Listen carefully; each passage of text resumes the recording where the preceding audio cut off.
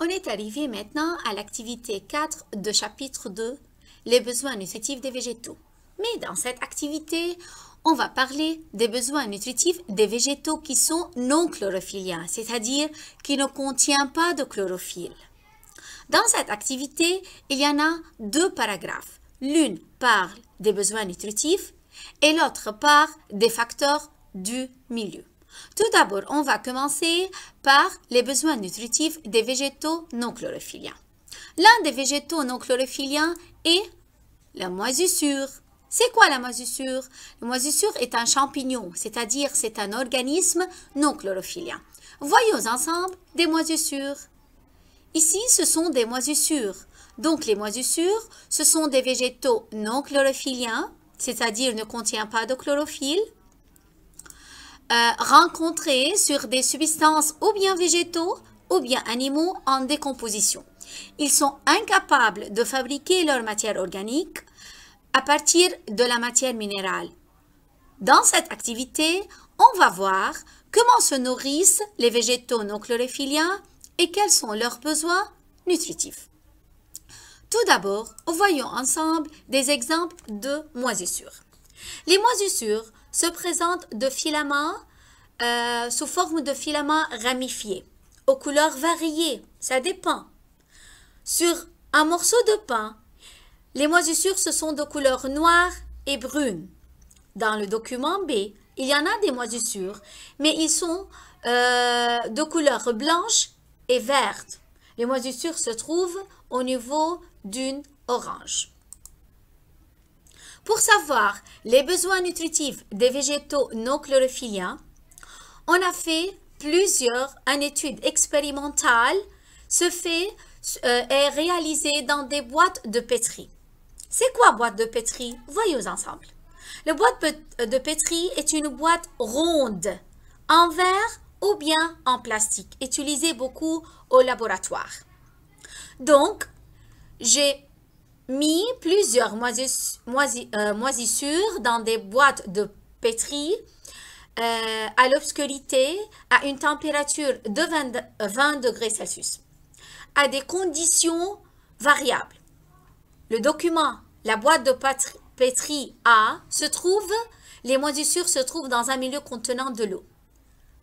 Dans la boîte de pétri B, les moisissures se trouvent dans un milieu où il y en a eau avec sucre. C, les moisissures se trouvent dans un milieu où il y en a seulement des sels minéraux. Dans la boîte de pétri D, les moisissures se trouvent en présence dans un milieu contenant seulement sels minéraux avec de l'eau. Dans la boîte de pétri E, les moisissures se trouvent dans un milieu contenant de l'eau, de sucre et des sels minéraux. Quelques jours plus tard, on obtient les résultats suivants. Regardez bien les résultats. Les moisissures ne sont pas développées les moisissures dans les boîtes de pétri A, ni C, ni D. OK? Mais les moisissures, ils sont développés, OK, dans les boîtes de pétri B et E. Dans la boîte de pétri B, où il y en a eau avec sucre, les moisissures sont peu développées. Regardez bien ici, la couleur blanche ici. Elle est grande, devient grande. Mais les moisissures dans la boîte de pétri E, où il y en a eau, sucre et sels minéraux, ils sont très bien développés. Et n'oubliez pas que ces boîtes de pétri sont mises à l'obscurité et à une température de 20 degrés Celsius. Pour mieux comprendre les besoins nutritifs des végétaux non chlorophylliens, c'est-à-dire des moisissures, on a transformé ce document en exercice. Observez bien le document C où il y en a l'étude expérimentale. Quelques jours plus tard, on obtient les résultats suivants. Voyons ensemble les questions de cet exercice. La première exercice, analyser les résultats obtenus. J'ai déjà fait une analyse. OK, j'ai déjà fait cela. Dans la boîte de pétri A, en présence de l'eau, la moisissure ne se développe pas. Dans la boîte de pétri B, en présence de sucre et de l'eau, les moisissures sont peu développées.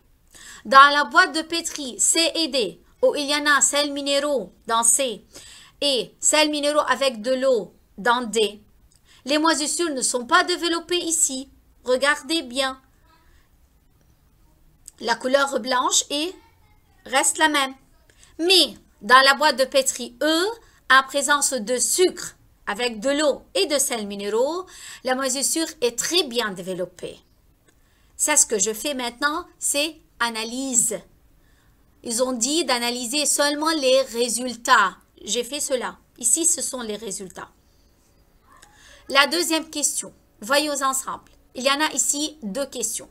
La deuxième question. Dégager les besoins nutritifs des moisissures, c'est-à-dire des végétaux non chlorophylliens. Et la troisième question. Préciser si la lumière est nécessaire au développement des moisissures. Tout d'abord, dégager les besoins nutritifs des moisissures.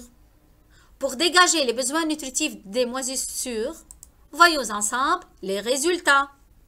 Où les moisissures sont bien développées ou bien sont développées? Ici, dans la boîte de pétri B et dans la boîte de pétri E, où il y en a eau, sucre et sels minéraux. Donc, je peux dire que les besoins nutritifs des moisissures, ou bien les moisissures, ou bien les végétaux non chlorophylliens ont besoin de sucre, de l'eau et de sels minéraux. La troisième question. Préciser si la lumière est nécessaire au développement des moisissures. Regardons ensemble les conditions de cette expérience. Ces boîtes de pétri, ils ont dit que les boîtes de pétri, ils sont fermées, mais à l'obscurité. Tous sont à l'obscurité, même qu'ils sont à l'obscurité. Il y en a un développement de moisissures dans la boîte de pétri B et E. Donc, est-ce que la lumière est nécessaire? Non. Donc, d'où la réponse est suivante. La lumière ou bien les moisissures dans les boîtes de pétri B et E sont développées. Ces deux boîtes sont placées à l'obscurité. Donc, je peux dire que la lumière n'est pas nécessaire au développement des moisissures, c'est-à-dire la lumière n'est pas nécessaire au développement des végétaux non chlorophylliens. Et maintenant, ici, il y en a deux questions dans l'exploitation de l'activité de vos livres de bio qui sont pour vous comme devoir. La première question, comparer les documents A et B. Ce sont les documents A et B. On va faire une comparaison. N'oubliez pas, le document A et B contient deux sortes de moisissures. Des moisissures se trouvent sur un morceau de pain et des moisissures qui se trouvent au niveau d'une orange. On va faire une comparaison. Et la partie B, que peut-on déduire? La deuxième question, encore enferme trois parties. La première partie, que contient le milieu de culture qui a permis le meilleur développement, c'est-à-dire la boîte de pétri, quelle boîte de pétri donne le meilleur développement ici? La boîte de pétri E. Ok? Que contient ce milieu? C'est-à-dire, quel est le besoin nutritif des végétaux non chlorophylliens? N'oubliez pas que les moisissures, ce sont des champignons, c'est-à-dire ce sont des végétaux non chlorophylliens. Partie B. Pourquoi le développement de la moisissure n'est pas le même dans les autres cultures? Justifiez la réponse.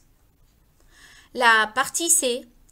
Résumer par une phrase courte les principaux besoins nutritifs des végétaux chlorophylliens, c'est-à-dire des moisissures.